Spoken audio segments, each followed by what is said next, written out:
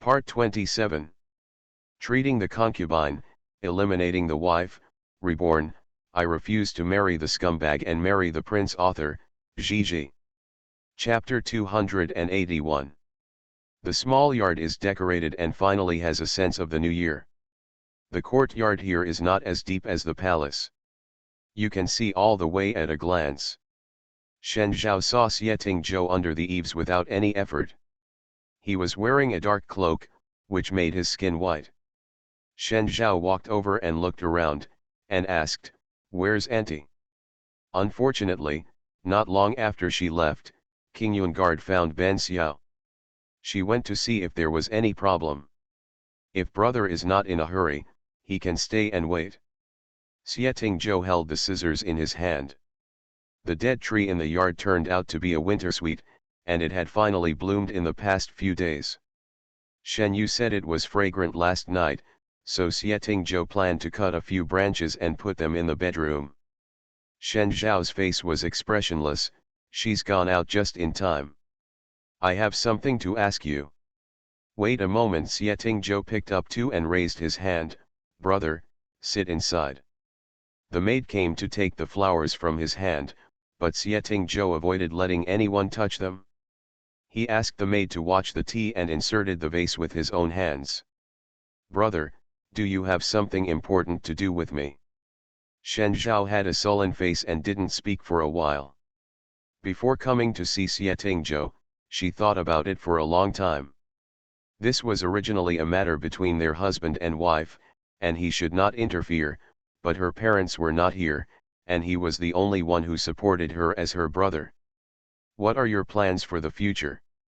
Xieting Zhou knew that Shen Zhao came not just to ask this question, but he still answered seriously, "I have discussed with Au to attack Marquis Xianping after the beginning of spring."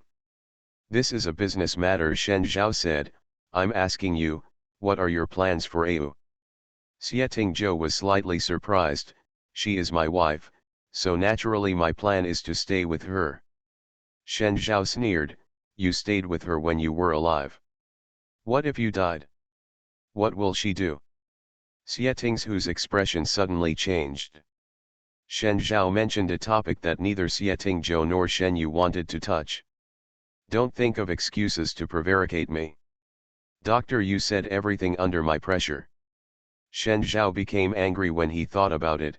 "You know how your body is and you still want to provoke her. Have you ever thought about it for her?" Xieting Zhou stared at the two winter sweets without speaking. Shen Zhao said, "How dare you? How can you let it go? She is living such a miserable life, and you still want to make her fearful." "Why don't I dare?" Xieting Zhou did not remain silent. He said firmly, "I am not willing to hand her over to anyone. If I can have 15 years, I will give her 15 years of happiness." Shen Zhao was furious. "What about 10 or 15 years from now? You left her and walked away. She is still young. How will she live the rest of her life? How to live?" Xieting Zhou's fingertips touched the remaining snow on the wintersweet. His eyes were deep. "Believe me, I hope to be with her forever more than anyone else, and I am willing to pay any price for it. I will give her enough love so that when she thinks of me, she will not be sad but never feel regretful." Shen Zhao stared blankly at Xieting Zhou standing by the window. His back was so bleak. He suddenly understood that leaving her by his side made him suffer more than anyone else, and he was more worried about her future than anyone else. Faced with Xieting Zhou's determination, Shen Zhao didn't know what to say. He sat in silence for a long time, then stood up and left in silence. Xieting Zhou bid farewell to each other in silence, and when he returned he saw another excellent wintersweet. Seeing him stop, the maid hurriedly stepped forward and asked, "My lord, do you want some scissors?" Xieting Zhou stared at it for a long time. "No, there are already 2 branches. He doesn't like to be alone, even wintersweet wants even numbers." The maid stepped back and Xieting Zhou raised his feet to leave, but stopped again. After standing for a moment, he walked straight towards the pillar. Shen Yu leaned her back against the pillar, biting her lower lip, and lowered her head. There were spots on the ground. A pair of boots appeared in front of her eyes, and Shen Yu knew who they were. Xie Zhou lifted her chin, gently stroked her face, lowered his head and kissed her sickly in the snow. He tasted tears and said between kisses, "I want to stay with you and live a long life."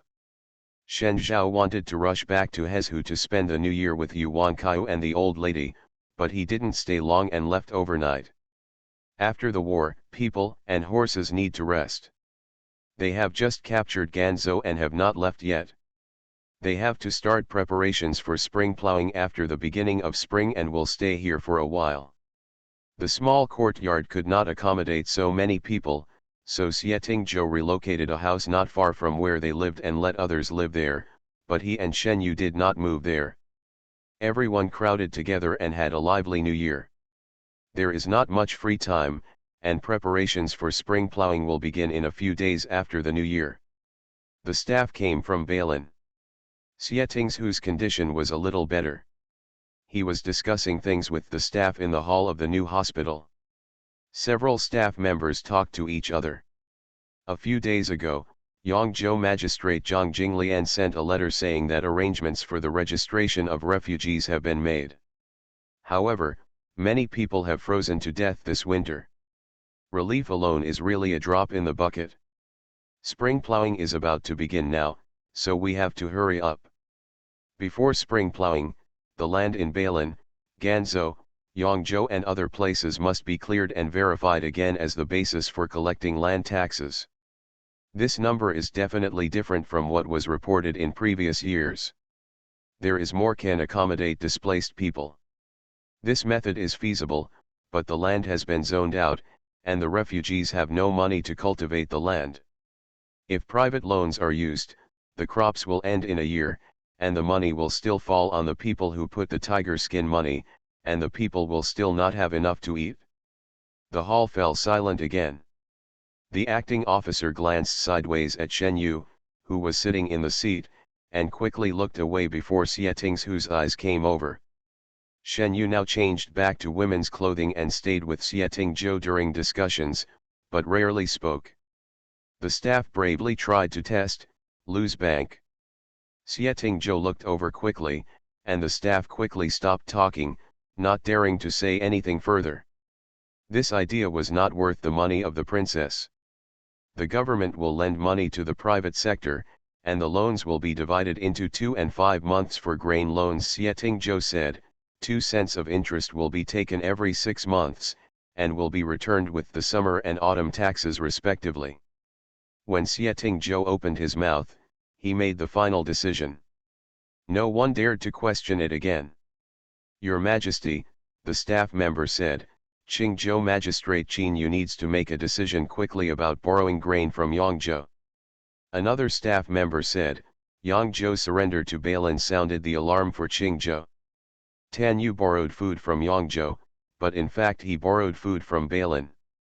Qingzhou was already stuck in this awkward position between Yangzhou and Balin.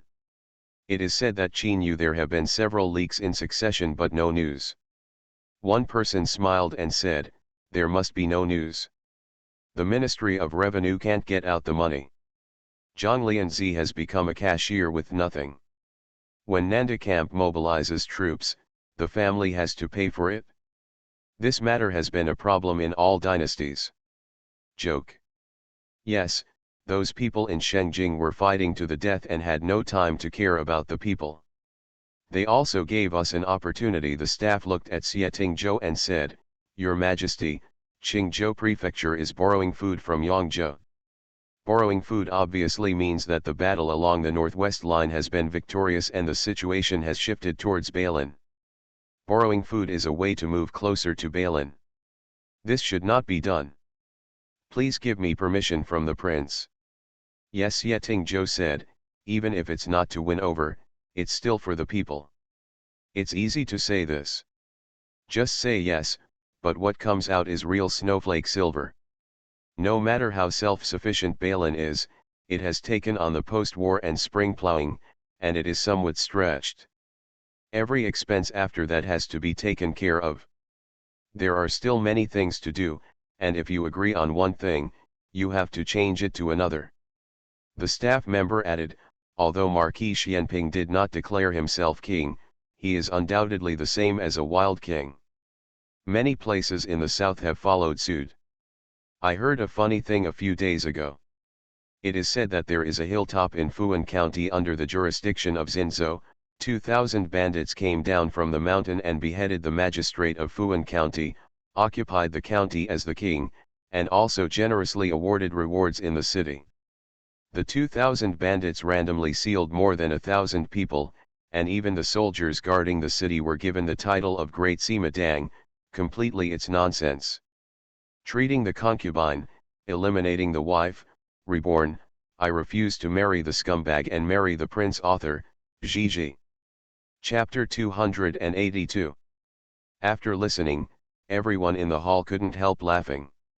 Even Xieting Zhou gave a faint smile and looked sideways at Shen Yu. Seeing the bright smile on her face and the twinkling eyes, she seemed to be aware of his gaze and turned to look at Xieting Zhou. Across the tea table, Xieting Zhou moved his teacup closer to Shen Yu. When he retracted his hand, he secretly hooked Shen Yu's fingers under the cover of his wide sleeves. Your Majesty, the staff did not realize that they had disturbed this moment. Last year, the news about you and the princess's relief work in Yangzhou has been spread. In addition, the battles in Bailin and Yanliangwen have aroused the public's voice. Another staff member was also very excited. Now that the situation is very good, we should take this opportunity to send troops to Suanpinghao to wipe out the banditry in the south and lay the foundation for taking Shengjing later. Xieting Zhou withdrew his gaze and said, I have discussed this matter with the princess, and there will be no military action before spring plowing. The staff couldn't help but say, but the people are the most valuable, the country is the second most important, and the king is the least important. Xieting Zhou said calmly, let the people plant the land first, so that fewer people will starve to death this year. As soon as these words came out, the staff immediately bowed their heads in shame and did not dare to say anything else. The staff were somewhat eager for quick success, but Xieting Zhou and Shen Yu never changed their original intentions. What they want is not the position of the ninth five supreme being, that position is just a stepping stone for them to overcome their suffering. After discussing the matter, Xieting Zhou and Shen Yu wanted to return to their own courtyard. The place wasn't far away. Every time they came and walked back, the guards followed behind and didn't dare to get too close. The two of them were walking side by side, seemingly close to each other, their sleeves brushing against each other, but in fact their fingers were tightly intertwined underneath their sleeves. It was already dark, and there were no pedestrians on the road. A distinct figure walked across the street, turned around and left after seeing the two of them. Xieting Zhou suddenly asked, have you noticed something strange about Xiao Chuan recently? Shen Yu thought for a moment, no, I haven't seen him much these days except for discussing matters. I don't know what he is busy with. Xieting Zhou looked at the street entrance thoughtfully, are you going to let him lead the garrison? Do you have any objections? Shen Yu turned to look at him. It's okay in the short term, Xieting Zhou said, but it won't work in the long run. Xiao Changfeng has soldiers in his hands. If you hand over the garrison to Xiao Chuan, you know, so you have to find a suitable position for him. Personally speaking, Shen Yu trusts Xiao Chuan, but Xieting Zhou's reminder is not unreasonable. Shen Yu said, now I finally understand why the late emperor was afraid of Bailin. Xieting Zhou nodded, holding military power is something that is scary. No emperor in the past dynasties can rest easy. He paused, Xiao Changfeng will come over in 2 days to discuss military pay and pensions. You let him talk to me. It's up to you to show off your talents, Shen Yu said, Balin's bank account will be emptied by you. From now on, I will have to live frugally, so just tighten your belt and live a good life. Frugal on food and clothing? This is absolutely impossible. Xieting Zhou smiled thinly, you underestimate me too much. How can you still have a princess to support me if your family's wealth is depleted? Shen Yu glanced sideways at him, I can support you, but you can't spend my money on military pay. Xie looked forward, absolutely not. Your money can only be used to support me, not the other men. Seeing his confident look, Shen Yu couldn't help laughing. Okay, I'll raise you. How do you want to raise me? Xie lowered his eyes and looked at her. I want to eat the noodles cooked by the princess. Shen Yu scratched the palm of his hand in her sleeve. It's so easy to raise. Not necessarily. Xie lowered his head and whispered something in her ear. There was a smile on his lips, but Shen Yu raised her head and glared at him fiercely. The smile on Xie whose face became even brighter. A few days later, Xiao Changfeng and Xiao He came to Ganzhou from Chaihe to discuss military pay with Xie Tingzhou. Xiao Chuan came in from outside the hospital and happened to meet Xiao He, who was going out. All right. Dad and the prince still have something to talk about, and it's not convenient for me to listen. Xiao He approached and the two stood side by side. Xiao He found that Xiao Chuan was a little taller than him.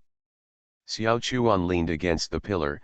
The old man is willing to talk, which means he has already made his choice. How could he agree? If a general changes sides, he will be scolded in the history books. Xiao Changfeng has always been a relatively pedantic person, and he must have gone through a great struggle in his heart. Xiao He said, the defeat at Yanliangwen the year before last made my father feel cold. The court could not save the people and feed the soldiers. He was afraid that his soldiers would be destroyed in the yellow sand at any time. People always have to learn to weigh. Xiao Chuan nodded, thank you for following him. This sounds like what an elder brother said, but Xiao He is actually several years older than Xiao Chuan. Now facing Xiao Chuan, Xiao He didn't know why, but he always felt that he was inferior. He is the legitimate son, and his status is more noble than Xiao Chuan. When he slowly climbed up the ranks through his military exploits, Xiao Chuan was just a scout. Later, Xiao Chuan was driven back to Shengjing and lived in the 5 cities' soldiers and horses. His superiority, the feeling is stronger. But now, that so-called sense of superiority is all gone. Xiao He asked, aren't you coming back? Where are we going back? Xiao Chuan said with a smile, go to Chaihe and continue to serve as a scout for you. There has never been a place for me in Chaihe. My place is with the prince and the princess. You have followed a good master. Now you are the popular person in front of the princess. Not enough words to speculate. Don't be so damn weird. Xiao Chuan looked at Xiao He and said, listen, I've been annoyed by your temper since I was a child. What's wrong with me, the celebrity? I earned my own future at the risk of my own life. I dare to fight with the princess. You dare? One sentence stopped Xiao He from asking. He really didn't dare. He also mocked Xiao Chuan and Shen Yu in his heart. After Xiao Chuan finished speaking, he turned to leave, but the door opened at this moment, and Xie Tingzhou and Xiao Changfeng came out. Xie Tingzhou glanced at Xiao Chuan, I'm looking for you. Come in after you see off the 2 generals. Xiao Chuan's heart ached. He always reported to the princess, but Xie Tingzhou never came to see him alone. Could it be that he was too close to the princess before and now he comes to settle accounts with him? After Xiao Chuan saw off the people, he went in to salute with trepidation. After kneeling down to thank Tingzhou, he immediately asked him to get up. Are you hiding from the princess these days? Xie Tingzhou leaned in his chair and looked at him, what are you hiding from? Xiao Chuan's heart skipped a beat, go back to your lord, I didn't hide, it's nothing. Xie Tingzhou looked away, you seem to be acting like this on purpose to make me think there's something wrong. Xiao Chuan quickly knelt down and answered truthfully, it's my dad. My dad said, let me pay attention. Xie Tingzhou picked up the book and flipped through it, she hasn't realized yet that she is still the same as before. But your lord, I saw your lord treating the princess. Xiao Chuan was embarrassed to continue talking because he accidentally saw something a few days ago. The princess only glanced at a soldier twice, and the prince turned around and left. Xiao Chuan was embarrassed to express his jealousy. Xie Zhou remembered it and raised the corners of his lips slightly. It's just a couple's fun. It turned out that Xiao Chuan, a thick-skinned man, turned red in the face. As a couple, one of them is angry and the other is coaxed, and he just follows along to have some idle thoughts. Xie Zhou was confident enough. When Shen Yu looked at him, she could no longer pretend to be someone else. He just liked to see her nervously explain to him and show that she cared about him. Shen Yu is not a person who likes to talk about love, probably because Xie Zhou has received too little attention since childhood. He likes to go over and over again to confirm her feelings through some trivial things. They understand each other but are having fun doing it. Mencius, 4 chapters. Warm reminder, if you find that clicking the next page will force you to jump to other websites, please use the chapter error or contact us at the bottom to inform us. We will handle it as soon as possible. Thank you for your understanding. You are listening to Novels at Bless Up channel. Wish you happiness and luck. Please subscribe to receive new novels. How do you feel about this novel? Please like and leave a comment. Treating the Concubine, Eliminating the Wife, Reborn, I Refuse to Marry the Scumbag and Marry the Prince. Author, Gigi. Chapter 283. Spring plowing needs to be discussed, as well as the recruitment of troops after the spring plowing, and how to arrange the government affairs after the 4 states that have been included in the pocket. These all have to be put on the agenda. We can't just let the state government take the money. Whether the money is actually spent, we must also arrange patrol inspections. By the time things are almost ready, the weather has warmed up. Xie Zhou and Shen Yu had a rare free time. One sat in the room and embroidered the sachet with gritted teeth, while the other read calmly behind the desk.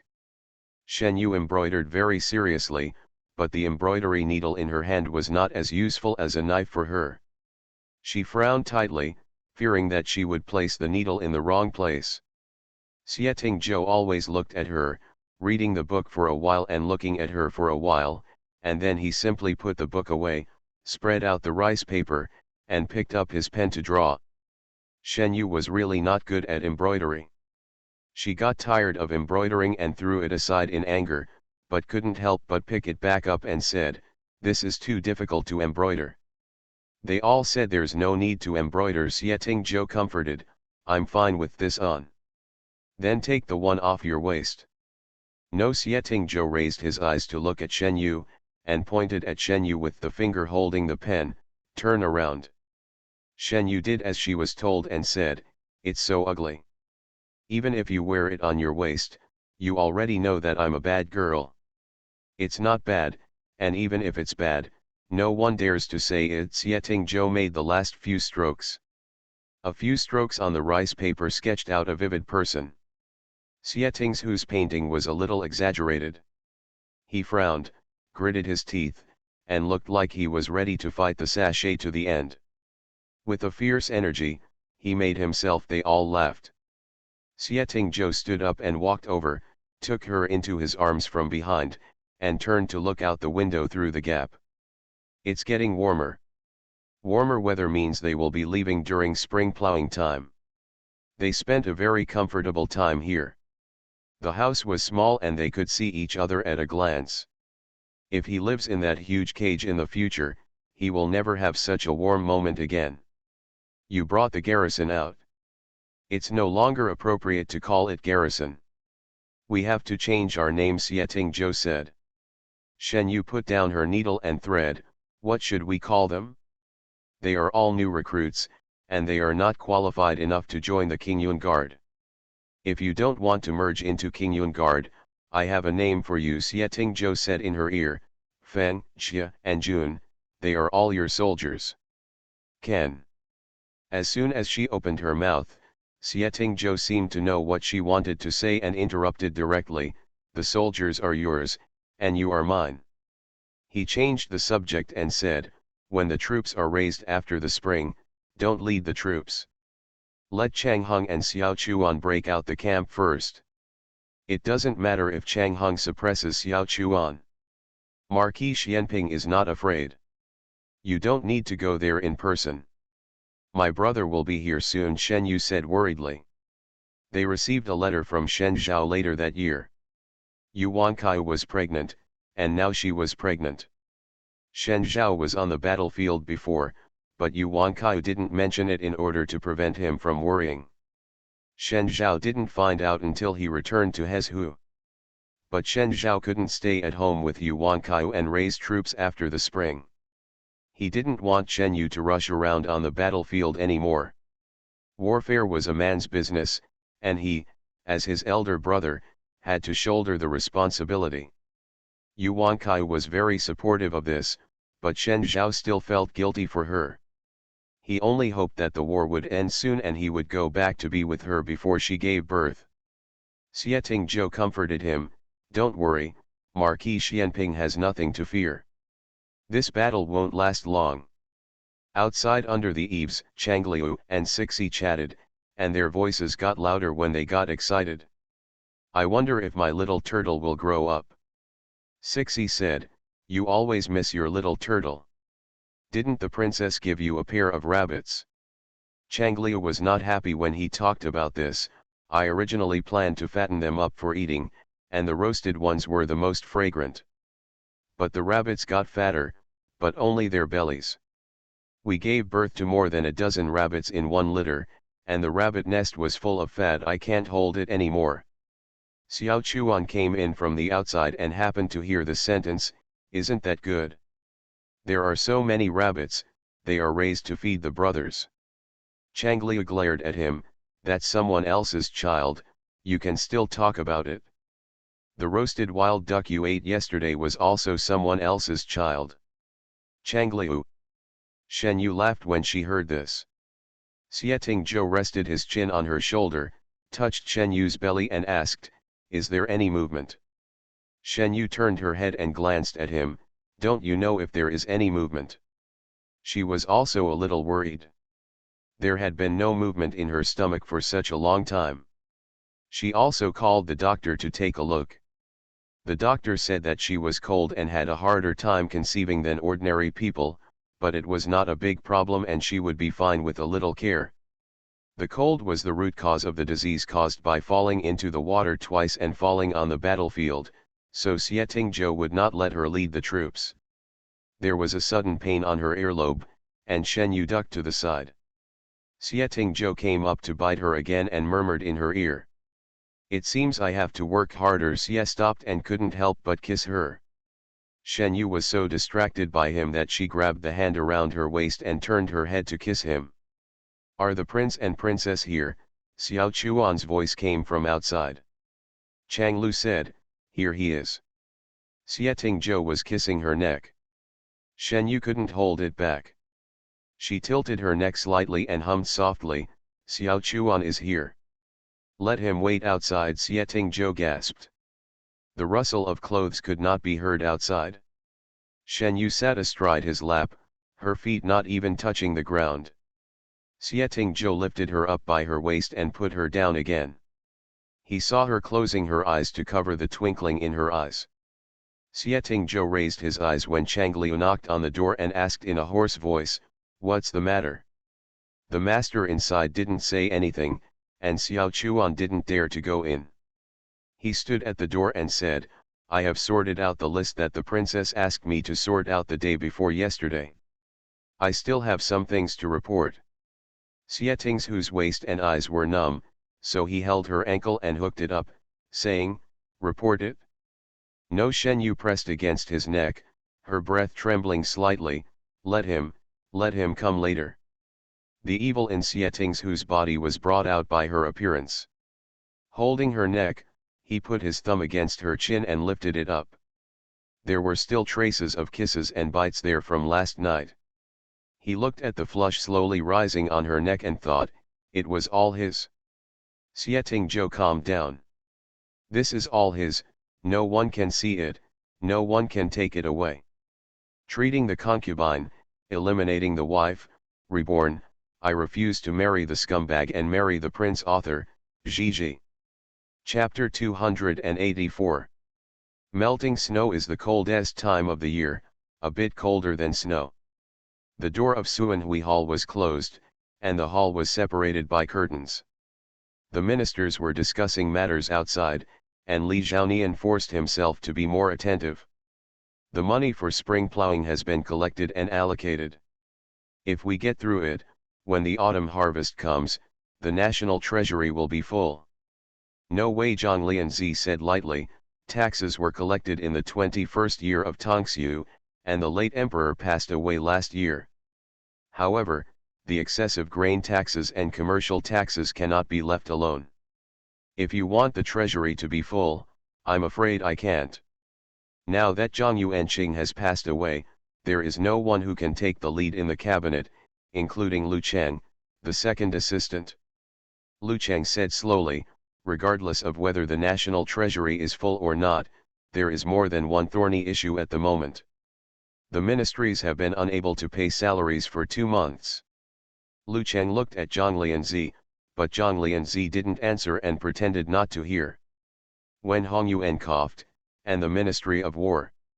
Are you here to discuss matters today, or are you here specifically to ask for money?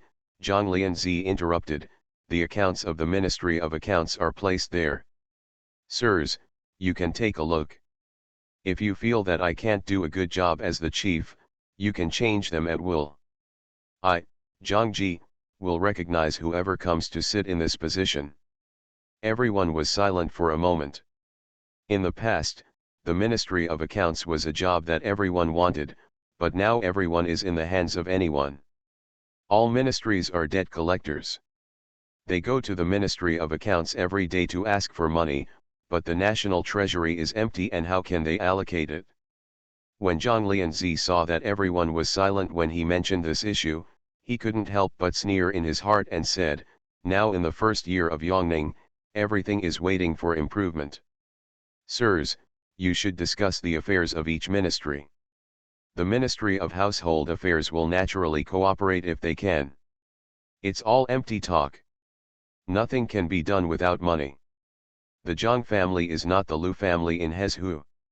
It is impossible for the Zhang family to pay for it out of their own pockets. Li Zhaonian couldn't help but smile when he heard his reign name behind the curtain. There will never be another 2 years of Yongning. Not to mention that he won't be able to survive that time. Even with Xie Ting's current overwhelming power, the court will not be able to survive that time. Several ministers didn't speak, so Li Jifeng changed the topic. I heard that all the tribes of Zihu surrendered to Xieyun. Lu Cheng said hurriedly. After the death of Boda, the hearts of the Western Jew people were scattered. The various tribes of the Western Jew people wanted to surrender. Xie Tingzhou left them alone for a while. It is said that the opening of trade routes has been roughly agreed upon. At present, only a grain and horse trade has been established. Exchanging grain for horses, Zhang Lianzi said. 11 Jew exchanged war horses for grain. Xie Tingzhou used this as a check to prevent 11 Jew from building up cavalry again. Some things sound simple, but if you look into the source, you can see how terrifying Xie Tingzhou is. The city is so deep that even if 11 Jew knew Xie Tingzhou's intentions, he would not be able to refuse. The palace maids and eunuchs were cleaning the dripping ice hangings under the eaves to prevent them from falling and hitting people when the ice melted. An eunuch ran over holding something.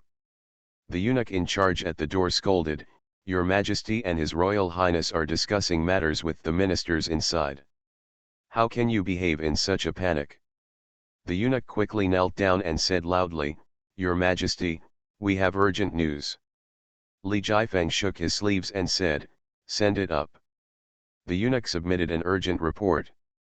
After reading it, Li Jifeng showed no expression on his face and passed it to several others for circulation. Everyone looked worried after reading this. So quickly, Xie Tingzhou has arrived at King Wei's territory. The 2 adjacent state capitals next to King Wei's fiefdom have surrendered to Xie Tingzhou. If King Wei is added to the throne, Xie Tingzhou has already captured Zhuzhou. 30% of Dezhou's territory fell into Xie Tingzhu's hands, and now that Xie Tingzhou was in unstoppable strength, it would not be long before he could reach Shengjing.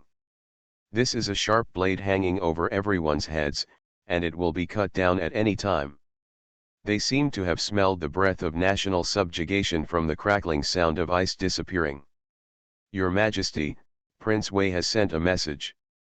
Xie Tingzhou covered Shenyu with a quilt, and Shenyu opened her eyes vaguely. Something's wrong. It's okay. Xie Tingzhou patted the quilt, watched her close her eyes, stood up and put down the bed curtain. It is easy to get sick when the seasons change. 2 days ago, Shenyu and Changliu went horse racing on a whim, which made her back wet. She didn't take it to heart at the time. She was still active in the snow on the battlefield, but she never thought that she would be sick this time.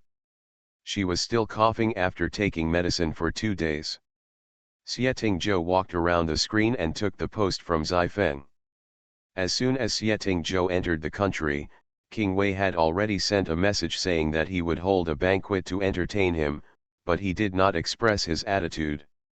He must have Xiaojiju in mind and wanted to take this opportunity to negotiate terms with Xie Tingzhou.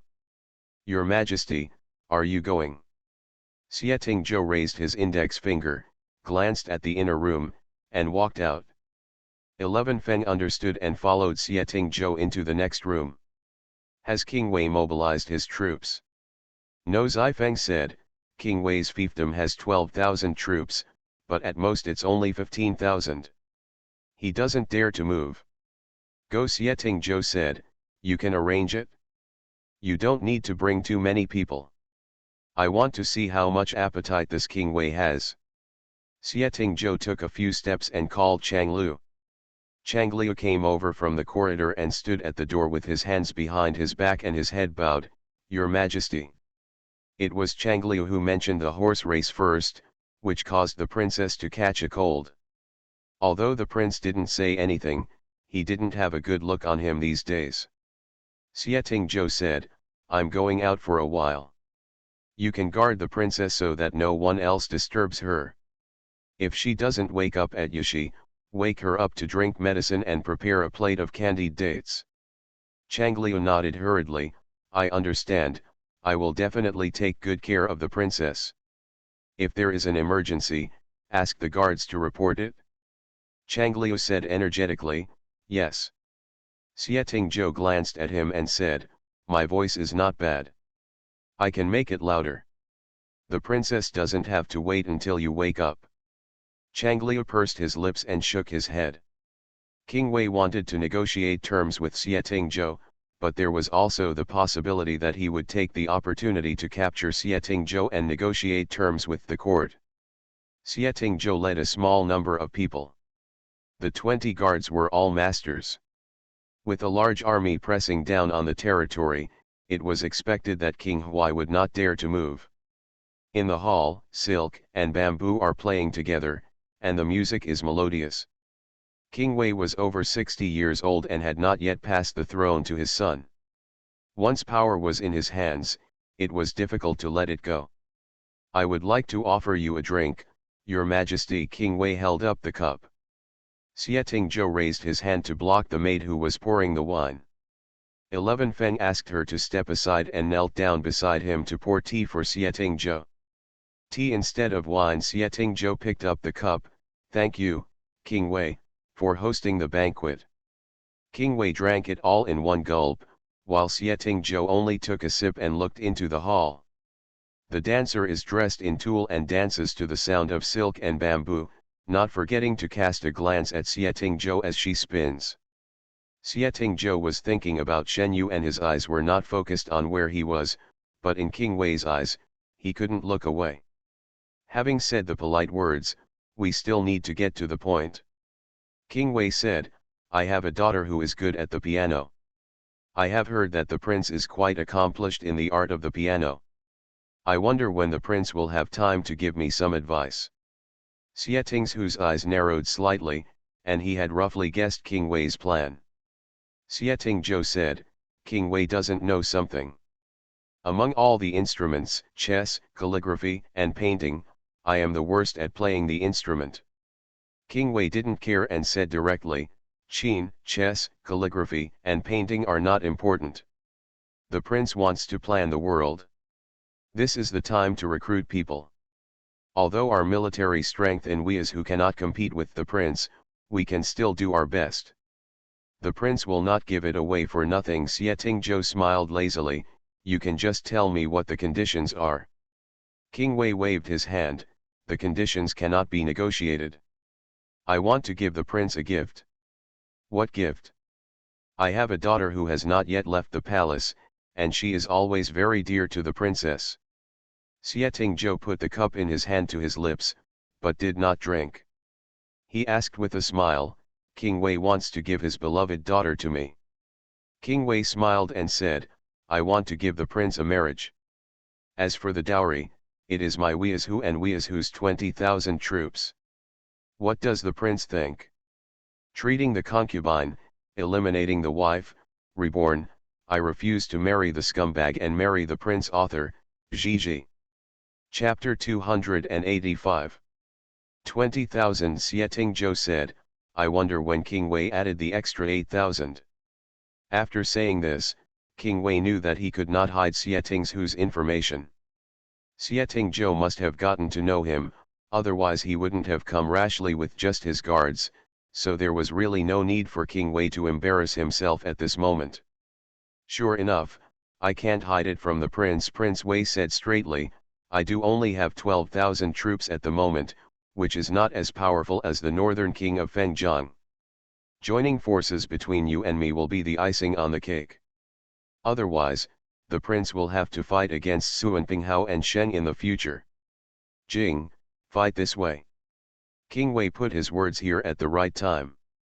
Xie rubbed the side of the cup with his fingertips, then I have to ask, what position does King Wei want to use these 12,000 soldiers to replace the prince? When King Wei heard this, he felt that this was worth negotiating. Of course, he had to raise the price first and then lower it. This is the same principle as negotiating business. King Wei laughed and said, my daughter is beautiful, proficient in music, chess, calligraphy, and painting. In the past 2 years, countless people have come to my door to propose marriage. If the prince doesn't believe it, it's a big surprise. No need. Xie decisively refused and fed a piece of meat to buy you on the shelf. We are talking about business, it doesn't matter what the princess looks like. Okay, Prince Wei patted his knee, Your Majesty is quick to speak, so I will tell you directly. I heard that the prince and the princess have a deep love for each other, and they support each other in Shengjing. The prince is a person who values love, and the princess is a very affectionate person. My daughter naturally doesn't dare to think about the position, but she can still afford the position of concubine. Xie stared closely at King Wei's face, and the eagle behind Xie who had finished eating the meat was also staring at him closely, making King Wei feel frightened. King Wei had heard that Xie had a surly and unpredictable temperament. Now it seemed that it was not groundless. His expression really gave no indication of his plans. Xie suddenly smiled and tapped his finger on the table, Pour some wine, I want to toast King Wei. When King Wei heard this, he was overjoyed and his face remained calm. Now she is just a concubine. When Xie ascends the throne, she will become an imperial concubine or a noble concubine. If she gives birth to an heir, it is not impossible to become a great treasure. Xie stood up with a cup in his hands. King Wei did not dare to neglect and also held a wine cup to greet him. Once the cup was drained, a consensus was reached. Their glasses clinked in the air.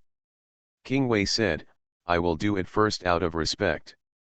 After drinking, he saw Xie holding the cup but not drinking, looking at him with a thin smile. Why don't you drink, Your Majesty? To you. Xie tilted his cup and poured the wine on the. To King Wei, of course I invite you to drink underground. King Wei's expression changed and he turned around to run away. With a clang, the laughter stopped abruptly. King Wei was kicked to the ground by 11 Feng who came forward, and a knife was placed on his neck. Don't move. Zifeng looked around at everyone in the hall. Whoever dares to move rashly will have your King Wei's head moved. King Wei was so frightened that he tried to move back with his hands and feet, but the knife came even closer, making him afraid to move again. Xietingzhou lowered his eyes and stared at King Wei, then threw the empty cup in his hand on him. With your 12,000 people, you still want to negotiate terms with me? Queen Wei raised her neck. If you kill me. So what if I kill you? Xietingzhou interrupted. We as who can still be in my possession. Let me tell you, Shen Yu is the only one worthy of the position next to me. Your daughter is not worthy of her. Thank you Tingzhou, King Wei said bravely. You can take we as who without spending a single soldier, but you want to take it by force. It seems that you don't care about the lives of the soldiers at all. For the sake of just let the soldiers sacrifice their lives for you as a woman. They are with the wrong person, and you are not worthy of taking over the world. Xietingzhou laughed. You are trying to attack your heart now. It's too late. I want you to be clear. You are all wrong. The world is important to me, but because my AU is in it, I don't want to see people in ruins. It's not that I want this world, but that I want to make this world peaceful for her. How could you be so naive as to think that I would exchange my position for peace in the world? King Wei looked at Xietingzhou blankly, as if he had never thought of such a possibility. How could a man not love power? How could anyone not want that supreme position? Therefore, Shen Yu is the only one in the world who can understand Xietingzhou. He once cared about the world, but when his life was hanging by a thread, all he could think about was Shen Yu. At that time, he understood that the world was important, but without Shen Yu, nothing would matter anymore. Blood spattered on the rafters, and screams continued in the hall. Xietingzhou touched his blood-stained robe in disgust amid the noise, but there was some blood on his fingers. 11 Feng quickly put away the knife and handed over the handkerchief. Xietingzhou slowly wiped his fingers and glanced sideways at the screaming singer and dancer in the corner. Everyone shut their mouths under his sharp gaze. 11 Feng listened to the sounds outside and said, It's starting to take action outside. Xietingzhou threw down his handkerchief. If you don't kill the chicken to scare the monkeys, cats, and dogs will dare to negotiate terms with me. They have to conquer several states later. If everyone wants to get a share of the pie like King Wei, he doesn't have that many positions around him. After today's incident, everyone has to weigh whether to join or be swallowed up. Xietingzhou needed someone to establish his authority, but King Wei was unlucky and became the first to be killed. Xietingzhou returned to the courtyard, and Changliu quickly stuffed the little turtle into his clothes and stood up. Your Majesty. Shen Yu was used to him and saw him talking about the little turtle every day, so she asked a messenger to bring him the little turtle from Balin. Changliu hugged him and slept with him every day without letting go. Xietingzhou nodded and saw the light was on in the bedroom. Has the princess taken the medicine? Drink, Changliu said, but I have no appetite. I haven't eaten anything yet. You ask the kitchen to prepare it and bring it to you. Xietingzhou raised his feet to enter the room. He looked down at his bloody robe and turned to enter the bathroom. Shen Yu woke up early and couldn't fall asleep after sleeping all day. She lay in bed so sick that she didn't want to move. Xietingzhou entered the room after taking a shower, walked to the bed and looked at her face under the light, then reached out and touched her. Why don't you eat? No appetite. Xietingzhou scratched the tip of her red nose. You look so pitiful, are you still trying to do this? Shen Yu said with a nasal voice, I am a woman like an eagle. Yes. Xietingzhou smiled and coaxed her and said, It's time for the eagle to get up and eat. Shen Yu sat up slowly. Xietingzhou changed his robe with his back to her. The clothes fell down and the scars on his body were exposed. Xietingzhou has finally put on some meat in the past few months and looks less emaciated. Shen Yu's fingertips traced the scar on his waist. Xietingzhou grabbed her hand and turned around to warn, Don't touch me. I'm still sick, Shen Yu said sadly. Xie Tingzhou pinched her chin and shook it. If you know you are sick, then be good. You are listening to novels at Bless Up channel. Wish you happiness and luck. Please subscribe to receive new novels. How do you feel about this novel? Please like and leave a comment. Treating the Concubine, Eliminating the Wife, Reborn, I Refuse to Marry the Scumbag and Marry the Prince. Author, Gigi. Chapter 286. The maids filed in and placed food on the small table by the window. It's a bit boring, Shen Yu said. Open the window. The maid glanced at Xie Tingzhou and saw that he had no objection, so she opened the window. It's starting to get hot. Xie Tingzhou placed the porridge in front of Shen Yu. It would be best if we can deal with Marquis Xianping before the beginning of autumn. Shen Yu took a sip of porridge and suddenly listened out the window. Why is it so noisy outside? At the end. Shen Yu was stunned for a moment. Did you kill King Wei? Xie Tingzhou said, I want to have a good talk with him, but he doesn't know how to flatter me. I'm telling you, why don't you go to the bathroom right after you come back from the banquet? Xie Tingzhou approached with his arm propped up on the small table. If you are so trusting of me, what if it's because of something else? Anything else? Shen Yu took the chopsticks and thought for a moment. I'm afraid the beautiful women at the banquet were like Zishi was drunk and dancing, charming and weak, smiling while leaning on the white jade bed by the east window. Then you have to wash yourself well when you come back. Xie Tingzhou stretched out his arms.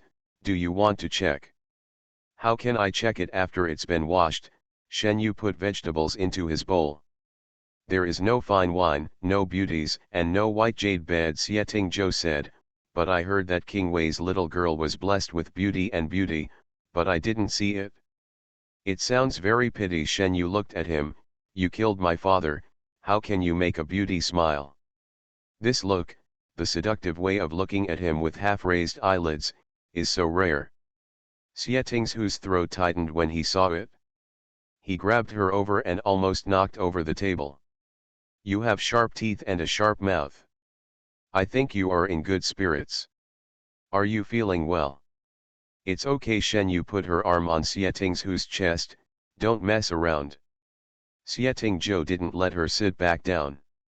He brought the porridge over and watched her eat it until she had no bite left before letting her go. The sound of fighting outside lasted until midnight, and Xie stopped Zhou Chen to get up. A group of people had been waiting outside the hospital to report last night's battle report. After talking, Shen Yu also got up. She was in better spirits today, but her nose was still stuffy and she still couldn't speak in a loud voice. Shen Yu picked up the account book of Prince Wei's mansion presented below and looked through it for a while. Prince Wei's family is extremely wealthy, and the prince's pockets will be bulging again. Xie Tingzhou tilted her head and leaned over to read, and flipped through a few pages with her hand. If you can't drum it up, it's all the people's fat and the people's anointing.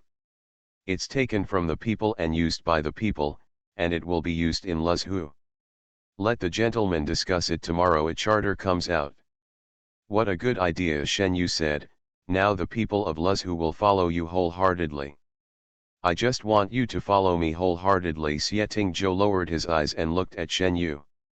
Shen Yu did not answer the question and continued to talk about business.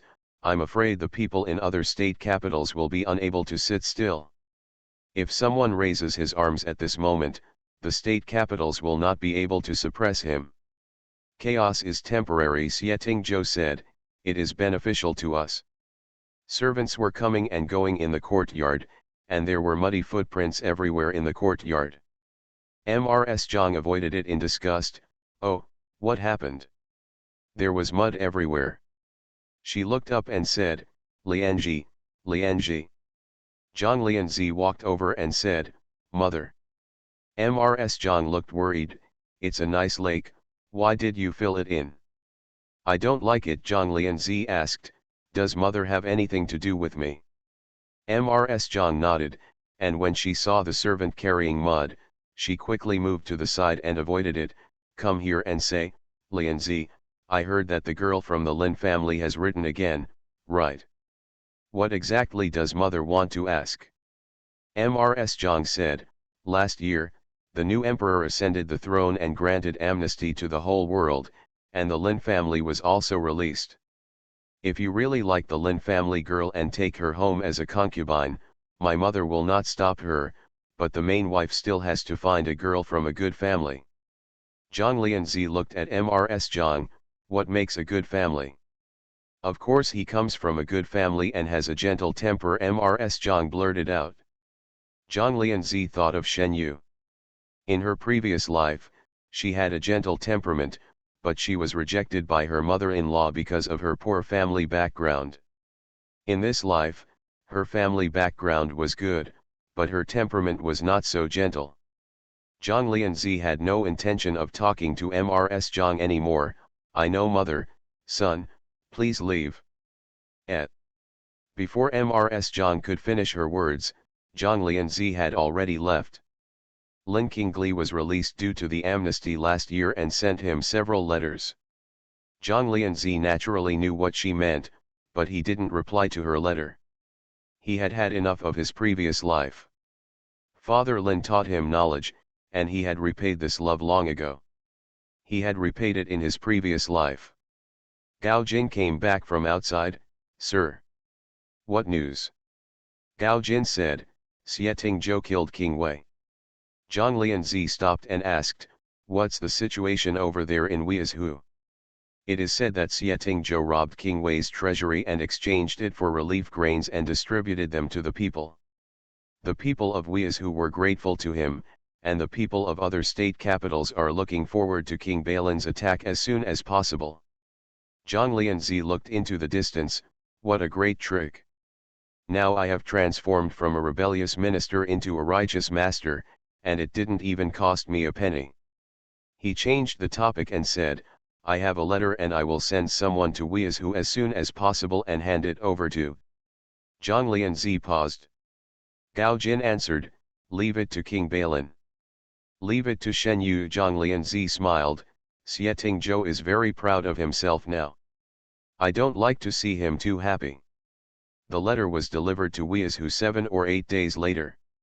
After reading the letter, Shen Yu felt puzzled. Everything in the letter was something she wanted to discuss with Xie Tingzhou, but she didn't know how it was delivered to her. Shen Yu took the letter and walked across the courtyard to the front hall, when she saw 2 women coming out with a group of girls. The 2 women had never seen Shen Yu before, but just by looking at her clothes and demeanor, they could guess who she was. See you, Princess. The woman in front quickly knelt down, followed by the woman behind her. Shen Yu glanced at the group of girls kneeling behind her. What are you doing? The 2 women looked at each other and said, this servant is a servant of Zouchenqi's house. I have come with you to give the prince a gift. Shen Yu nodded. It turned out that she was here to give Xie Tingzhou a woman. The girls were all kneeling, and their bodies looked quite young. Occasionally, a few had the courage to look up at Shen Yu. Their eyes were full of panic and curiosity, but also envy. Shen Yu raised her feet and walked inside. After walking a few steps, she suddenly stopped. She turned her head and looked down at the person at her feet. You, raise your head. The girl who was kneeling on the ground did not dare to raise her head. The woman squeezed her arm hard before she raised her head. Shen Yu's eyes were half closed, looking at this face, which was both familiar and unfamiliar. She had never expected to meet him in such a scene. The person who pushed her into the water in her previous life was now kneeling at her feet without even daring to raise her head. What is it called? Back to the princess, the commoner girl Lin Qingli. Shen Yu asked, did the prince confiscate it? The woman apologized and said, replying to the princess, the prince said that the princess doesn't like making noise, so he asked the slave to take her back. What are these people going to do with them? Usually they are sold to brothels. If the princess likes it, she can stay as a girl serving tea and water. Shen Yu was silent, looking at the shade of the trees in the courtyard for a long time without speaking. Take them all away. She had no revenge for Lin Qingli. Without Lin Qingli's push, she would not have met Xie Tingzhou. If you know the cause in the past life, this is what you receive in this life.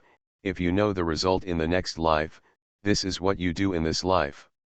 Destiny has its own plan. Just as the woman was about to take people away, Lin Qingli rushed towards Shen Yu. Please princess, please save me. Tang Dynasty Li Bai's slogan King Wu's beauty is half drunk. From the Buddhist scripture Cause and Effect Sutra of Three Lives, it means, if you know the cause of the previous life, then what you receive in this life is the result. If you know the result of the next life, then what you do in this life is the cause. Good deeds will bring good results, and evil deeds will bring bad consequences. Warm reminder, if you find that clicking the next page will force you to jump to other websites, please use the chapter error or contact us at the bottom to inform us. We will handle it as soon as possible. Thank you for your understanding. Treating the concubine, eliminating the wife, reborn, I refuse to marry the scumbag and marry the prince. Author, Gigi. Chapter 287. Shen Yu did not move away. She stood there and let Lin Qingli kneel down and grab the hem of her clothes. Lin Qingli burst into tears. I am not a domestic slave. Please save me, princess. I don't want to be sold to a brothel. The two women were both rude and frightened when they heard this. They stepped forward and pulled Lin Qingli's fingers desperately, while gnashing their teeth and cursing. Damn you wretched maid, you dared to touch the princess's clothes with your dirty hands. You didn't scare the princess's robe and soiled the princess's robe. Even your 10 wretched lives are not enough to compensate. I am not a domestic slave, princess. I was abducted by them. Lin Qingli struggled not to let go, treating the person in front of her as a life-saving straw. You asked me to save you. Shen Yu seemed to have heard something ridiculous. Do you know me? Lin Qingli nodded desperately. I know you, you are Princess Balin. Then do I know you? Lin Qingli shook her head. We don't know each other, so why should I save you? Lin Qingli was stunned for a moment. The princess has the heart of a bodhisattva. This is the most ridiculous thing I have ever heard. Shen Yu leaned over and looked into Lin Qingli's eyes. My hands have been stained with the blood of hundreds of people. If I had the heart of a bodhisattva, I would have died long ago. Princess, Lin Qingli cried, Princess is kind-hearted and will not ignore death. Do nothing to save him. In the previous life, Shen Yu was buried at the bottom of the lake precisely because someone refused to save him. I'm kind-hearted, but I'm not merciful. Shen Yu straightened up and looked at her coldly. Let go. Seeing that the princess had stopped smiling, the woman hurriedly continued to break off Lin Qingli's fingers. This time she used a lot of force. Even if they were broken and could only be sold at a low price, they would still be pulled apart. The noise in the courtyard alarmed the people in the hall. When Xie Tingzhou came out, he happened to see the woman who had just been pulled away break free from her restraints and rush towards Shen Yu. Shen Yu's wrist suddenly tightened, and she was pulled back half a step. With a plop, Lin Qingli was kicked into the courtyard and coughed up a mouthful of blood before she could get up. Are you okay? Xie Tingzhou held Shen Yu in his arms and looked up and down. Shen Yu shook her head. It's okay, don't use force. I know. Xie Tingzhou glanced at the courtyard with cold eyes. You dare to bring anyone to the princess? Are all the people in this courtyard vegetarian? People knelt on the ground in the courtyard, and Zouchenqi broke out in a cold sweat. He was Zouchenqi under King Wei. King Wei died, so he was lucky not to be implicated. Today, I originally came to give gifts to ensure safety, but I didn't expect to disturb the princess. Zouchenqi quickly waved to the person behind him. Why don't you quickly gag this bitch and drag her down? He knelt on the ground again without daring to raise his head. I disturbed the princess today. When I get back, I will immediately ask someone to prepare a generous gift to apologize to the princess. Without saying a word, Xie Tingzhou carried Shen Yu in his arms and walked in.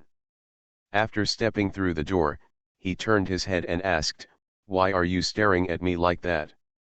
Shen Yu pursed her lips and smiled, "That kick is so handsome.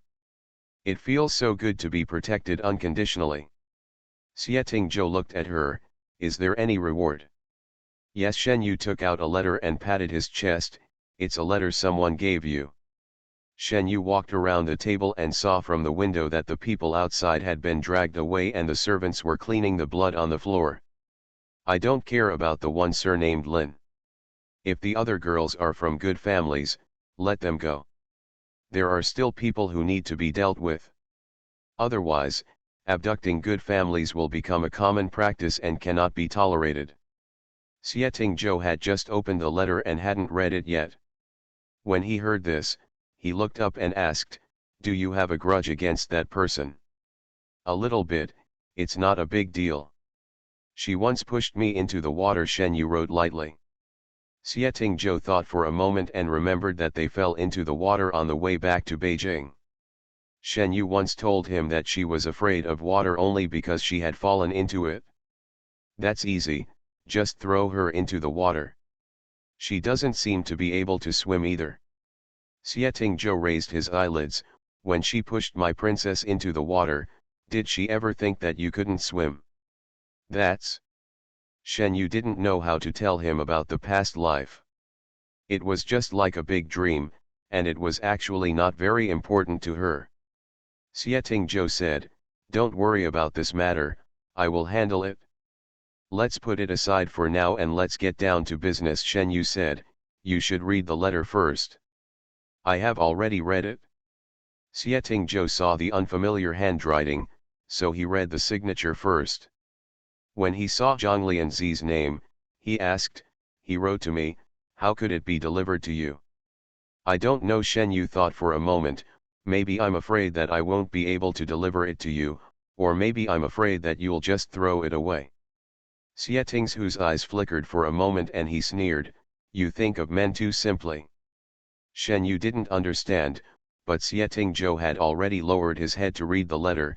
"Li Zhaonian wants to give an order to reward the Xiao family." Shen Yu said, "Li Zhaonian is too ill to go to court. It's unclear who in the court wants to reward the Xiao family. He is an emperor and can't make the decision himself. It's quite sad. This is a divorce plan." Xie Tingzhou read the letter and put it aside. "If the Xiao family accepts the order, then they will definitely be on the side of the imperial court. What do you think they will choose?" Shen Yu held her chin and looked at him.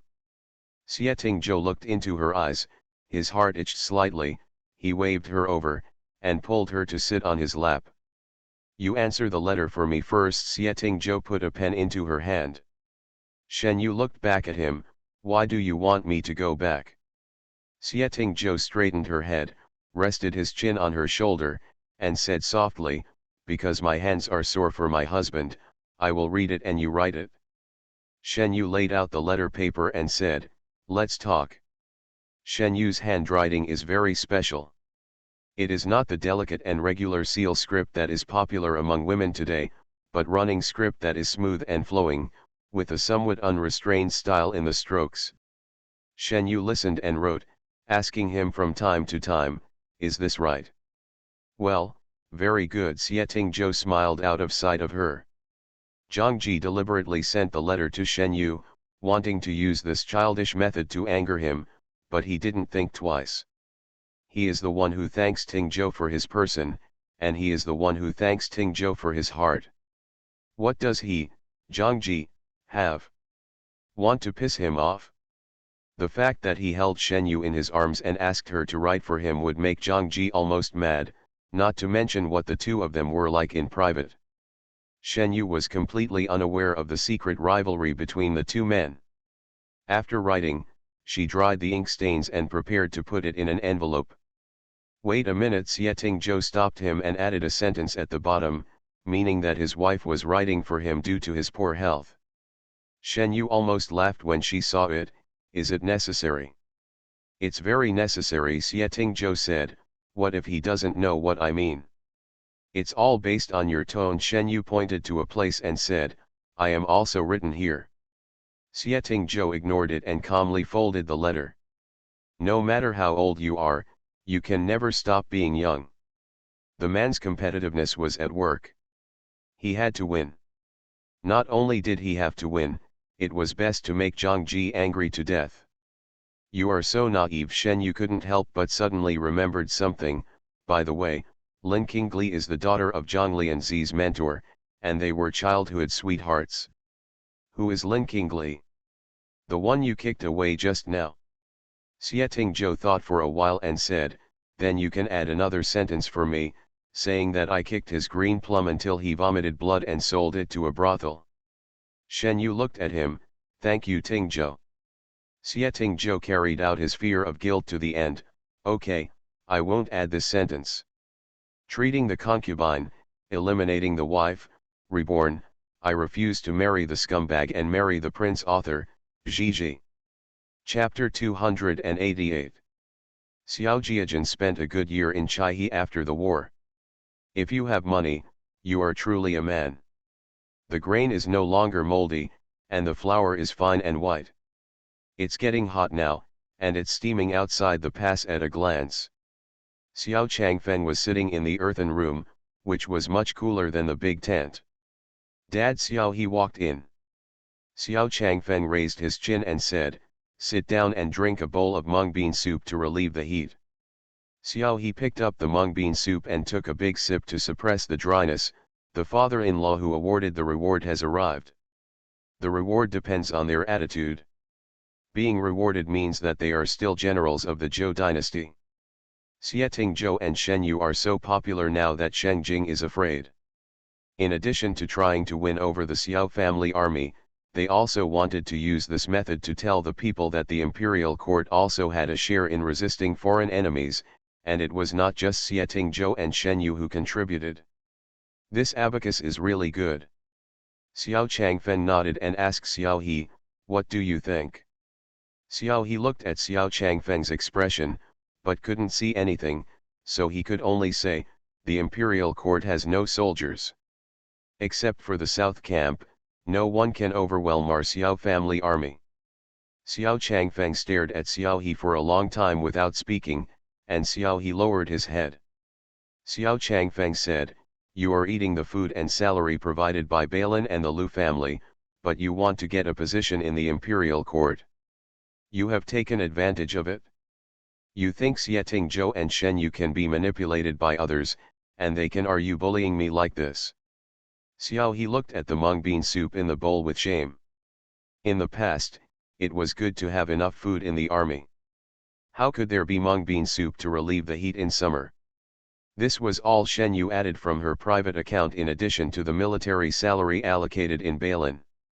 She had been in the army and knew the suffering of the soldiers. Xia he couldn't drink the soup no matter what. Xiao Changfeng stood up and walked to the door. You are not as good as Xiao Chuan in this regard. He will not change after he recognizes his master. Xiao He has been superior to Xiao Chuan since he was a child. Xiao Chuan has always been inferior to him, and he cannot bear to hear such words. I wanted to speak up and argue, but I felt I didn't have the confidence. To be honest, Xiao Changfeng is still somewhat partial to Xiao He. After all, he is the legitimate son. He turned back and said, now Balin is unstoppable. Shengjing is in danger and only thinks of us. Once the crisis in Shengjing is resolved, will they forget that we have joined hands with Balin? Those civil servants are the most cunning. They will cross the river and burn the bridge to settle the scores later. Our soldiers and horses will still not have enough to eat. Why don't you understand this? Xiao He swallowed, it's my son who doesn't think well. Xiao Changfeng looked at the land under the scorching sun. The prince and princess knew about the reward sooner rather than later, but they never wrote a letter or gave any warning, which already showed their attitude. What do you mean? Xiao He didn't understand. Xiao Changfeng looked back at him and said, they are not worried at all, or they are already determined that there is only one outcome. But Xiao He hesitated for a moment. The father-in-law who awarded the reward has arrived. What should we do? Xiao Chuan was thousands of miles away in Weizhou and had long heard the news that the father-in-law who had given him the reward had gone to Chaihe, but no news had come. No one knew whether the reward was received or not. Xiao Chuan was waiting under the corridor, preparing to wait for the gentleman on the staff to finish discussing the matter before he went to find Shen Yu. Bai Yu jumped up and down on the railing under the eaves, eyeing the turtle in Chang Liu's arms. Chang Liu protected him as if he were his own son, calling Bai Ge frequently, trying to make Bai Yu lose face. It's useless to tell it. Xiao Chuan squatted next to Chang Liu, you feed Bai Yu and it will let your turtle son go. Why are you scolding people? Chang Liu hugged Wogui and turned his back to Xiao Chuan. Xiao Chuan was happy, brother is giving you some advice, you have to feed Bai Yu first. It's useless, Chang Liu said, brother Bai just wants to play with them. Bai Yu called out. Xiao Chuan turned around and saw Shen Yu coming out. He immediately stood up and saluted, Princess. I'm going to come out and get some air. Shen Yu looked at Xiao Chuan, you want to see me if you have anything. Xiao Chuan nodded, yes. Shen Yu said, there are no outsiders here, so let's talk here. Xiao Chuan said, the rewarded father-in-law has arrived at Chaihe a long time ago, but no news has come yet. I'm worried, I want to go to Chaihe. Do you want to lobby Xiao Changfeng? Shen Yu asked. I have this idea, Xiao Chuan said hesitantly, but my father has always been stubborn, and I can't easily control his thoughts. I don't know if it will work. I can only try my best. Shen Yu turned her head and glanced at Xiao Chuan, have you not been able to sleep well these days? Xiao Chuan had big dark circles under his eyes and rubbed the back of his head in embarrassment, not daring to tell lies, I can't sleep, tossing and turning. I'm exaggerating when I say I don't want to eat and drink. I just can't eat well and sleep well. He was worried these days. After all, he was born in the Xiao family, and Xiao Changfeng's choice was closely related to him. He was afraid that the result would be unsatisfactory and cause a rift between him and his master. Shen Yu said calmly, you don't have to go to Chaihe. I have other arrangements for you. But it's at the princess's command. Shen Yu said, I want you to lead your troops to capture Luzhu and capture Marquis Xianping alive. Xiao Chuan looked at Shen Yu in surprise, and after a while he came back to his senses, want to believe me, princess? The attitude of the Xiao family army is currently unclear. If the Xiao family army defects to the court, Xiao Chuan, a member of the Xiao family, will no longer be reliable. But under such circumstances, Shen Yu was actually willing to let him lead the army. Xiao Chuan's heart was shocked. Don't be suspicious of those who are suspicious, but don't be suspicious of those who are employed. Shen Yu touched Bai Yu's fur, we fought side by side. Although your surname is Xiao, you are different from them in my eyes. Princess, Princess Chang Lu whispered and pointed behind Shen Yu. Shen Yu looked back and saw Xiao Chuan's expression and couldn't help but smile, you have been with Chang Hung for a long time, how can you imitate him and shed tears at every turn? It didn't fall off. Xiao Chuan sniffed, but still couldn't help but blush. A man dies for his confidant. Xiao Chuan, a grown man, couldn't help but burst into tears for such a rare trust. He took a breath, suddenly lifted his robe and knelt down on one knee, General, I am willing to fight for the princess. This is a general's promise. Xiao Chuan. Shen Yu looked at him and said seriously, don't underestimate yourself like this, you are fighting for the people of the world. The wind under the corridor was hot. Shen Yu looked at Xiao Chuan's leaving back with a smile on her face. She hooked her hand at Bai Yu. Bai Yu spread his wings and tried to jump onto her arm, but as soon as he took off, he was pushed back by a big hand. Xie Tingzhou stood behind Shen Yu and said leisurely, this generation of the Xiao family finally has a strong man. You are listening to Novels at Bless Up channel. Wish you happiness and luck. Please subscribe to receive new novels. How do you feel about this novel? Please like and leave a comment. Treating the concubine, eliminating the wife, reborn, I refuse to marry the scumbag and marry the prince. Author, Gigi. Chapter 289. I finally saw the right person. Shen Yu looked away and saw Bai Yu flapping his wings in a tantrum. Xie Tingzhou raised his hand, took Bai Yu's hand, weighed it on his arm, and said, "It has sunk a lot today. I will cut off its white flesh and let Bai Yu go out to hunt by himself." When the weather is hot, Bai Yu is also lazy and doesn't like to go hunting. The birds have become fat. Stay under the eaves for a long time and respond. Xie Tingzhou whistled, and Bai Yu, who had just suffered a terrible disaster, spread his wings and flew into the sky, but was burned back under the eaves by the scorching sun, staring at Xie Tingzhou unhappily. They stopped in Weizhou, and Shen Zhao would take Xiao Chuan and Chang Hung to Luzhu to attack Marquis Xianping soon. Shen Yu said, "The baggage goes first. A single movement of troops will cost tens of thousands of military pay." Xie Tingzhou stood beside Shen Yu. Fortunately, the spring plowing in various states went smoothly. If there is no drought, this year will be a good harvest, and flowers will be spent. There has been no news from Chai. What do you think? Shen Yu looked sideways at him. Xie Tingzhou lowered his eyes and stared into her eyes. No news is good news. The people in Shenjing should be the most anxious at the moment. Have you discussed this with the gentleman? Yes, Xie Tingzhou said, there is still one thing missing. Shen Yu, what? The blade that breaks the cage. Xie Tingzhou held her in his arms and looked into the distance. I want the world's talents to gather together to help you, and I break the cage. What Xie Tingzhou needs most right now is no longer soldiers, he needs talents. Everywhere where the Iron Hoof has stepped is in ruins and needs suitable people to manage it. The initial decline of the Great Zhou dynasty was caused by the corruption of the lowest officials. They could not repeat the same mistakes and must entrust the livelihood of the people in several states to the right hands.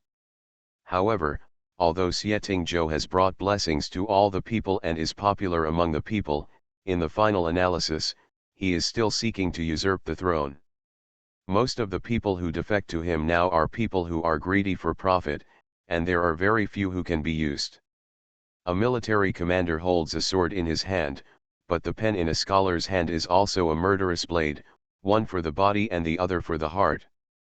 Xie Tingzhou needed to stir up trouble among the literati and put himself on an equal footing with the emperor of Zhou dynasty. The screams outside the hall continued for a long time, and finally became silent. When Queen Chu came, the palace staff were cleaning up the blood stains. Water was splashed on the ground, and the blood spread along the current, all the way to Queen Chu's feet. "Queen, please forgive me." The palace man immediately knelt on the ground. Queen Chu took 2 steps back, asked her grandma to cover the little prince's eyes, and asked, "What happened?" Li Zhaonian had always had a gentle temperament, and he had never killed a servant with a stick. He didn't know the reason for what happened today. The palace man knelt on the ground, not daring to say a word. Since Li Zhaonian fell ill, Empress Chu had become much more haggard. Li Zhaonian did not enter the harem, so the little prince became his only heir. But it is an indisputable fact that Li Zhaonian alienated her. Seeing that the palace attendants did not answer, Queen Chu knew clearly that Suanhui Palace belonged to Li Zhaonian and Li Jiafeng, so she was completely on guard against her. The eunuch announced outside the door that the queen was here, but there was no response from inside. The eunuch smiled at the queen and reported again after a while. This was not the first time that Queen Chu was stopped outside. She had not seen Li Zhaonian for a long time, so she brought the little prince here today. Empress Chu hugged the little prince and knelt down at the entrance of the palace, and said warmly, "Call me father." The little prince was still a baby this time last year, but now he can walk. But her milky voice was milky, her words were unclear, and she screamed. In fact, she couldn't hear what she was shouting at all. Li Zhaonian opened his eyes and heard the little prince's babbling voice outside. He finally softened his heart and turned his head to say something to the people around him. After the palace maid opened the door, Empress Chu prepared to go in, but was stunned when she saw the person behind the palace maid. Prince. Li Jifeng nodded, my brother has met the emperor's sister-in-law. The emperor's brother wants to meet the little prince. The emperor's sister-in-law will just give the child to the palace attendants. The little prince was frightened when he saw strangers and kept crying. He grabbed his grandma and refused to let go. Empress Chu scolded her and said, "That's your father." The palace doors were closed, but the cry of the little prince could still be heard. Queen Chu felt disappointed but still maintained her dignity.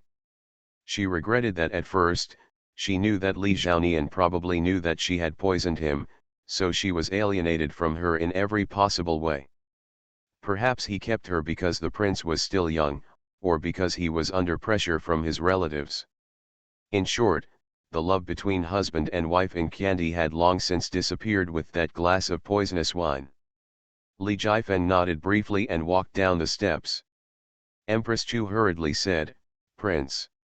Li Jifeng stopped and looked up. Queen Chu asked, "I wonder why your majesty is so angry today." Li Jifeng smiled and said, "It must be that someone touched his reverse scale, but he just killed a few chatty palace servants with a stick. It should be noted that no matter how mild-tempered a person is, he will fight back when forced into a desperate situation." Li Jifeng shook his sleeves and left. There has been a lot of excitement in the court in the past few days because Shengjing is not at peace. From time to time, students make troubles and even get into fights. Li Jifeng walked into Liangyuan in his regular clothes. This was an elegant gathering place for literati to meet, but it was a little too noisy today. When Li Jifeng came in, he saw Zhang Lianzi facing the railing. "Do you mind sharing a seat?" Zhang Lianzi turned around and said, "Please." The two had a tacit understanding and neither revealed the other's identity. Li Jifeng sat down and turned to look at the crowd. "Brother Zhang cares about people's livelihood. Come and check out what's going on in Beijing these days." Just watching the fun, Zhang Lianzi poured a cup of tea. "Please have some tea." There were all literati present, but they were extremely noisy.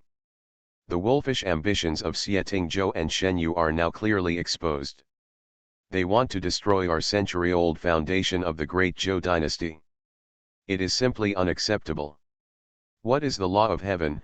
a student said angrily. "How can the law of heaven save the country? You are clinging to the old and self-contained, but in fact you are not striving for progress. You are simply pedantic. The advancement you talk about is seeking to usurp the throne. What I say is to advance is to save the country and save the people. It's better than your mouth to talk nonsense here." The two of them were arguing so much that they got closer and closer, spittle flying into each other's faces, but neither of them wanted to back away, insisting on winning or losing. "You are a scholar, but your mouth is extremely vulgar. You are a scholar, but your speech is nonsense. You are vulgar and unworthy of being a scholar. You." Seeing that the two were about to make a move, the others quickly pulled the two away. "I don't think you can get any results from your argument. Why don't you listen to me?" The man was wearing a gray robe that had been washed, and his words and deeds were quite magnanimous. "Instead of arguing here endlessly, why not think about what you can do to save the world you talk about? You are all knowledgeable people. I must not be studying hard just to show off my quick words." Everyone fell silent. A student said, "When the late emperor was in power, there was peace and tranquility. Now that the Great Thursday has been torn apart, it is really a disaster for all people. You only saw the singing and dancing in Shengjing during the late emperor's reign, but you didn't see the people dying of hunger everywhere.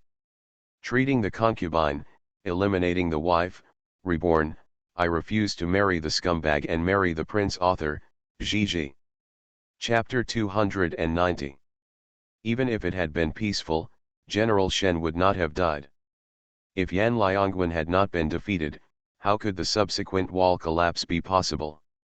Some students couldn't help crying when they thought of this. The building is going to fall, the building is going to fall. You are under the building, why don't you stand up? You and I, the literati, are fighting against the soldiers, but are we trying to block the chariot with our arms? You all still remember that last year, a student of the Imperial Academy crashed into the palace gate and died. A scholar has the integrity of a scholar. The gray-robed student stood up and laughed loudly. The cage has been broken. You and I have our own places to go. I don't care how future generations judge me. Now I, Kui Yang, will die as a martyr. I don't want my name to last forever, but I want to be able to do something for you, bring peace to the world. The gray-robed student bowed his hands to everyone. I'm going to Weizhou now. I'll see you guys later. After that, Shi Shiren left while everyone was stunned. Where is Weizhou? It is the territory of Shen Yu, who is now Xieting Zhou. This man wanted to defect to the two of them. After finishing his drink, Li Jifeng turned the tea bowl upside down on the table. Xieting Zhou's method of recruiting troops is really unexpected. It was beyond Li Jifeng's expectation, but not beyond Zhang Ji's expectation. Literati pay attention to integrity, and using coercion and inducement will not work. With today's trend, people who care about the world or have some ambitions will also include Weizhou in their choices. Li Jifeng stood up and was about to leave, but he heard a student making an impassioned speech, angrily criticizing the current prince for claustrophobically controlling the government. Li Jifeng sat back again. I'm very wronged. A year ago, I thought I was the mastermind, but when I took that path, I realized that the court was torn apart and no one could control it. Zhang Lianzi glanced at him and whispered, Your Highness, guess how many of these students will switch to Xieting Zhou? How did I know? Li Jifeng snorted, I'm almost going to be the crown prince of the country. Your Highness, won't you send troops to arrest people? Hey, Li Jifeng sighed, as for me, I still want to go back to the days of making mud. I don't care about these things at all. Xieting Zhou and Shen Yu were so busy that they never touched the ground, because wise people from all walks of life gathered in Weizhou. Some were looking for a future, some were worried about the world, and there were also some uneducated and unskilled people who wanted to take advantage of this opportunity. Eat together. The selection of talent from the bottom up for each state is a big problem. Zhang Jinglian is an available person. If he is placed as the magistrate of Yangzhou, he will be overqualified and underused. 11 Feng came in and said, Your Majesty, someone else is here to give you a gift. Let people directly register and move it into the warehouse, Xieting said. He always accepted gifts to thank Tingzhou. They were cut from the bodies of corrupt officials, and then the money from the people was taken. Those who give gifts mostly want to get an official position. Zifeng hesitated and said, If you treat people softly, will it? Xieting Zhou glanced sideways, It's a grace for me to keep them alive. Ask them if they want this grace. 11 Feng nodded and left. After a while, when Xieting Zhou went out, he happened to see the servant carrying a tray towards the warehouse. Seeing Xieting Zhou, the maid hurriedly stepped aside and knelt down to salute. Xieting Zhou lowered his eyes and glanced at the items on the tray, his mind temporarily distracted. If this thing were worn on Shen Yu, it would definitely be beautiful. He stretched out his hand and slid his sleeve to his wrist. The maid hurriedly brought the tray to him. Xieting Zhou picked up the thing, rubbed it twice, and stuffed it into his sleeve. There has been a timely rain in Weizhou in the past few days, and the crops in the fields have not suffered from drought. Shen Yu took Chang Lu to go around the common people's fields and saw that this autumn would be a good harvest.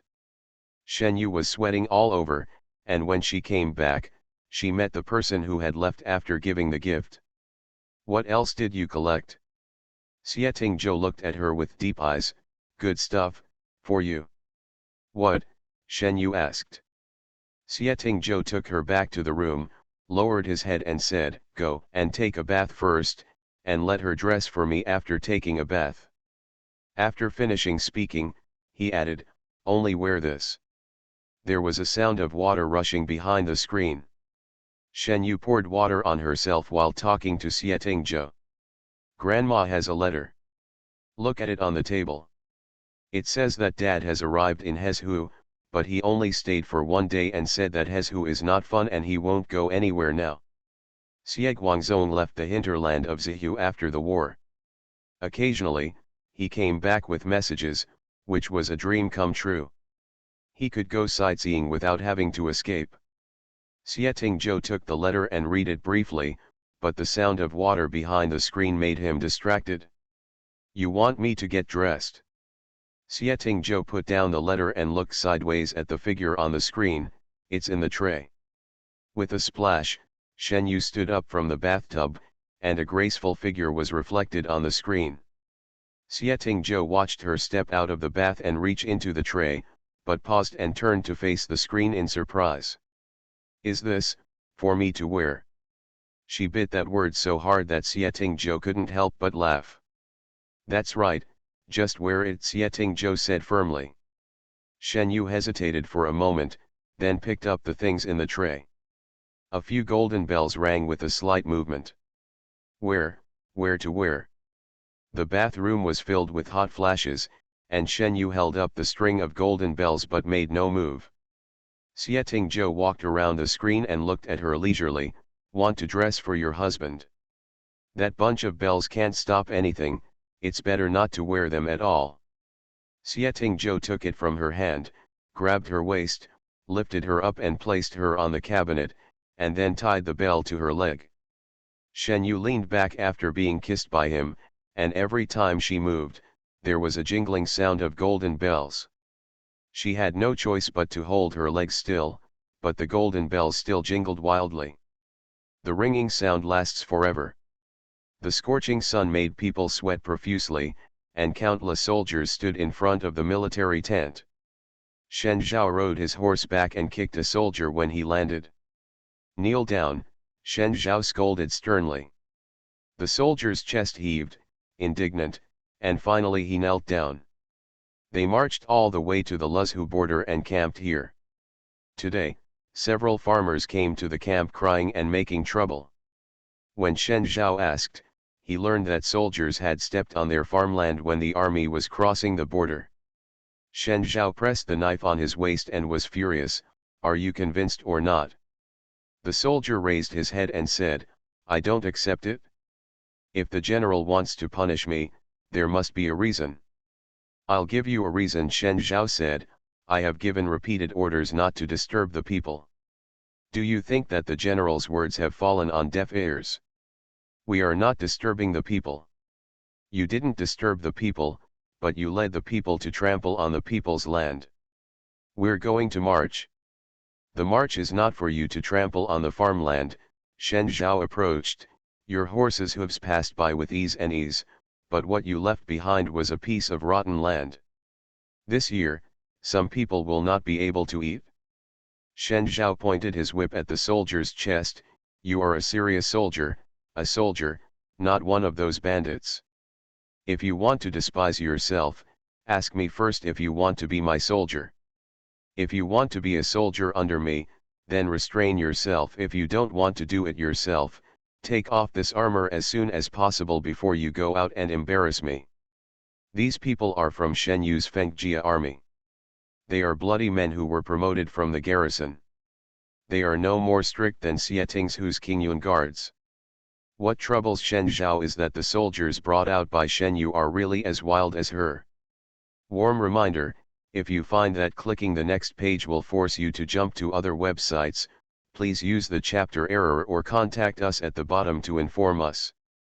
We will handle it as soon as possible. Thank you for your understanding.